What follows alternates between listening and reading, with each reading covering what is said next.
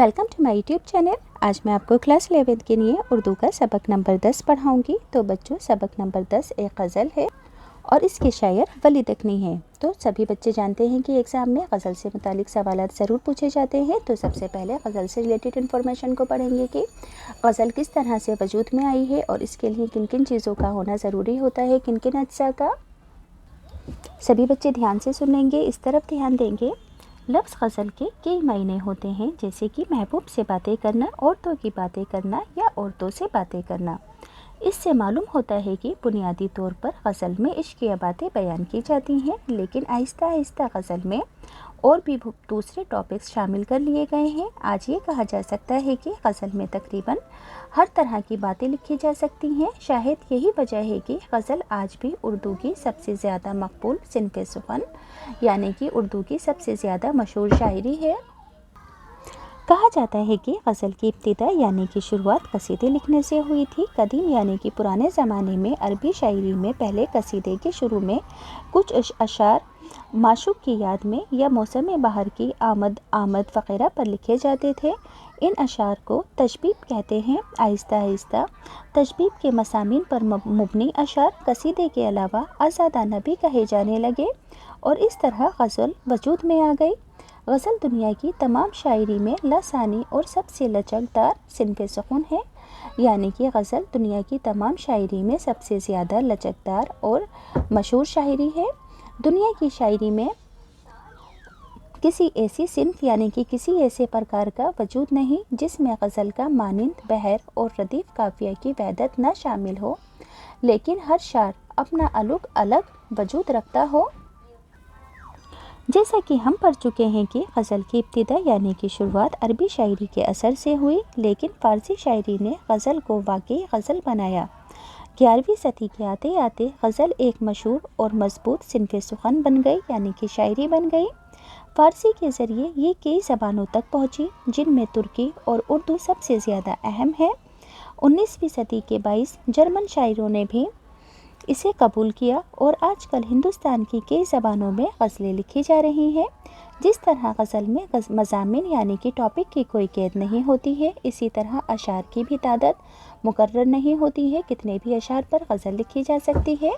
आम तौर पर 5 से 19 अशार तक गज़लें होती हैं, लेकिन कई गज़लों में 19 से भी ज़्यादा अशार मिलते हैं। कभी कभी एक बहर और रदीफ़ व काफ़िए में शायर एक से ज़्यादा गज़लें कह देता है। इसको 2 गज़ला, सह गज़ला और 4 गज़ला कहा जाता है। गज़ल का पहला शेर मतला कहलाता है। इसके दोनों मिसरे हम काफ़िया होते हैं। मतले के बाद भी मतला हो सकता है। इस तरह के मतले को मतला सानी, और अगर इसके बाद भी मतला हो तो उसको मुतमा सालिस कहते हैं। जिस तरह गज़ल के अशार की तादाद मुकर्रर नहीं है, इसी तरह मतलों की तादाद भी मुकर्रर नहीं है। मतले के फ़ौरन बाद आने वाले शेर को हुस्ने मतला या ज़ेबी मतला कहते हैं। जिस गज़ल में रदीफ़ ना हो और सिर्फ काफ़िए हो तो ऐसी गज़ल को गैर मुरत्तिब कहते हैं। वो बहर और रदीफ़ व काफ़िया जिसके लिहाज से गज़ल कही जाती है, उसे गज़ल की ज़मीन कहते हैं। उर्दू गज़ल के नुमाइंदा शायरों में वली, सिराज औरंगाबादी, दर्द, सौदा, मीर, सोफ़ा, साख, आतिश, गालिब, शौक़, मोमिन, बहादुर शाह ज़फ़र, दाग़, हसरत मोहानी, असग़र, जिगर, फ़ानी, फ़िराक, यगाना, फैज़, नासिर काज़मी और खलीलुर रहमान अज़मी वगैरह के नाम शामिल हैं। तो यहाँ से मैंने आपको गज़ल से रिलेटेड सभी इन्फॉर्मेशन पढ़ा दी है। अब बच्चों, मतला, मक्ता, रदीफ़ और काफ़िया किसे कहते हैं, अगर आप प्लेलिस्ट में जाकर देखोगे तो आपको अलग से एक वीडियो मिल जाएगी, आप वहाँ से जाकर देख लेना, क्योंकि आपसे एग्ज़ाम में मतला, मक्ता, रदीफ़ और काफ़िया से मुतालिक भी सवाल जवाब ज़रूर किए जाएंगे। तो इसके लिए मैंने अलग से एक अलग वीडियो बनाई है, इसका लिंक मैं डिस्क्रिप्शन के अंदर डाल दूँगी, आप वहाँ से इजीली देख लेना। अब शायर के बारे में पढ़ते हैं। तो वली दखनी, इनकी पैदाइश 1667 में हुई और इनका इंतकाल 1707 में हुआ। वली दखनी वली का वतन औरंगाबाद में था। इनके ज़माने में गुजरात दक्कन के इलाके में शामिल था, इसलिए वे दिल्ली दखनी के नाम से मशहूर हुए। वली एक मुअज़्ज़िज़ सूफ़ी ख़ानदान में पैदा हुए और मशहूर सूफ़ी शाह सादुल्ला गुलशन के मुरीद हुए। इन्होंने बैरून गुजरात के कई सफ़र किए। جن کی وجہ سے ان کی شاعری کو شہرت ملک کے مختلف حصوں میں پھیل گئی۔ وہ دوبارہ دلی بھی آئے اور دوسری بار میں اپنا اردو دیوان بھی ساتھ لائے۔ ولی نے غزل میں تصوف کے موضوعات اور عشقیہ مضامین کو نہایت خوبصورتی کے ساتھ بیان کیا۔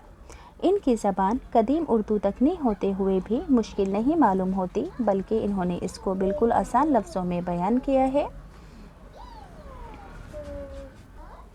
ولی کے آنے سے پہلے یعنی کہ ولی کے شاعری کرنے سے پہلے دکن میں مصنفی کی صنف یعنی کہ مصنفی کا پرکار زیادہ مضبوط تھی۔ ولی نے غزل کو اولیت دی اور اس طرح دکن کے شعراء ادب میں غزل کو ایک ممتاز درجہ دیا گیا۔ یوں تو ان سے پہلے بھی دکن میں غزلیں کہی جاتی رہیں، لیکن انہوں نے غزل کو جس خوبصورتی اور جس طرز اظہار سے آشنا کیا وہ انہی کا حصہ ہے۔ اب بچوں، غزل کو پڑھنے سے پہلے الفاظ معنی جاننے نہایت ضروری ہیں، کیونکہ ایگزام میں 3-4 الفاظ معنی آپ سے ضرور پوچھے جائیں گے۔ تو سے کہتے ہیں سے کو، سرشار کا مطلب ہوتا ہے مست، بے خود کا مطلب ہوتا ہے بے خبر، دو رنگی یعنی کہ دو روئی مقاری۔ سو کہتے ہیں سے سرویرانہ یعنی کہ سرف کا خوبصورت درخت، مراد قامت یا معشوق، کبھو یعنی کہ کبھی، تقصیر کہتے ہیں قابو میں کرنا، سریجن کہتے ہیں معشوق کو، عیار کہتے ہیں چالاک کو، صنم کہتے ہیں بت یا معشوق کو، وصل کہتے ہیں ملاقات کو، صحرا یعنی کہ ریگستان، گلزار یعنی کہ چمن یا پھر باغ۔ تو بچوں، یہاں پر میں آپ کو غزل پڑھ کر بھی بتاتی جاؤں گی اور ہینڈ ٹو ہینڈ اس کی تشریح بھی پڑھتے جائیں گے۔ پہلا شعر ہے، شراب شوق سی سرشار ہیں ہم، کبھی بے خودے کبھو ہوشیار ہیں ہم۔ یاد رہے گا، شراب شوق سی سرشار ہیں ہم، کبھی بے خود کبھو ہوشیار ہیں ہم۔ تو سب سے پہلے سیاق کو سباق لکھنا ضروری ہوتا ہے۔ تو یہاں پر لکھا جائے گا کہ ذیل کے اشعار درس کتاب گلستان ادب میں شامل ولی دکنی کی غزل سے لیے گئے ہیں۔ اس کی تشریح ہوگی۔ سبھی جانتے ہیں کہ بنیادی طور پر غزل میں عشقیہ باتیں بیان کی جاتی ہیں، چنانچہ اس غزل میں ولی نے عشقیہ مضامین کو نہایت خوبصورتی سے بیان کیا ہے۔ وہ کہتے ہیں کہ ہم عشق کی شراب یعنی کہ شراب شوق سے اس قدر مست ہیں کہ پوری طرح اپنے ہوش میں نہیں ہیں، کبھی ہوش آ جاتا ہے اور کبھی بے خود ہو جاتے ہیں یعنی اپنے آپ میں نہیں رہتے ہیں۔